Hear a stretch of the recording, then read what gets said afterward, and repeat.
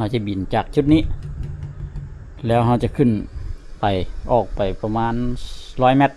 200 เมตรก็ได้เนาะแล้วเราจะกดยูทูนเพิ่มกลับมาอยู่จุดเดิมโดยที่เราบ่ได้ควบคุมจอติ๊กตัวนี้เราจะบ่ได้ควบคุมแล้วเราจะกดยูทูนเพิ่มบ่ฮู้ว่าเซ็นเซอร์ระบบเรดาร์ระบบอย่างทำงานของกล้องของโดรนตัวนี้สิมีประสิทธิภาพหรือว่าแน่นอนส่ำใดเดี๋ยวเราไปติดตามเบิ่งนำกันไป let's go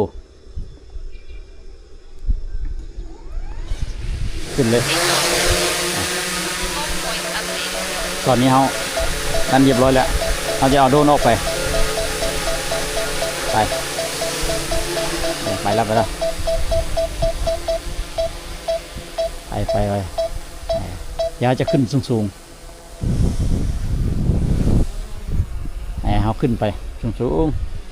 ตอนนี้เขาขึ้นไปจัก40 เมตร50 เมตรเขาจะออกไปประมาณ200เนาะ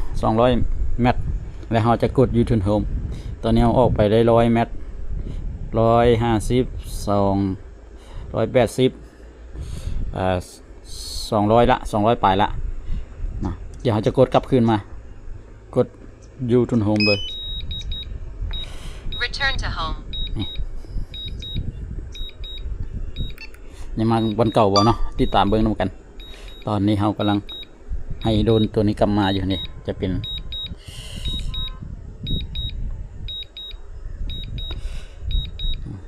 อันนี้แม่น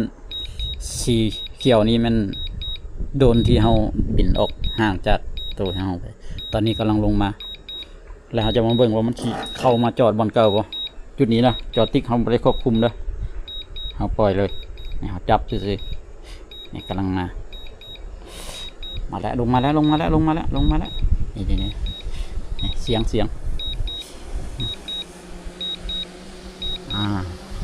มาแล้ว Complex environment ahead มันบอก Continuously monitor environment มัน during บ่เห็น RTH เดี๋ยวเราจะกดให้มันลงมาโอโต้นี่ลงมาแล้วนี่ลงมา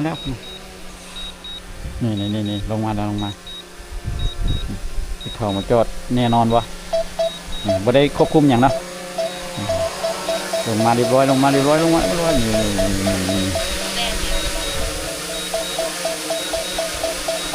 ่ได้ควบคุมเด้อ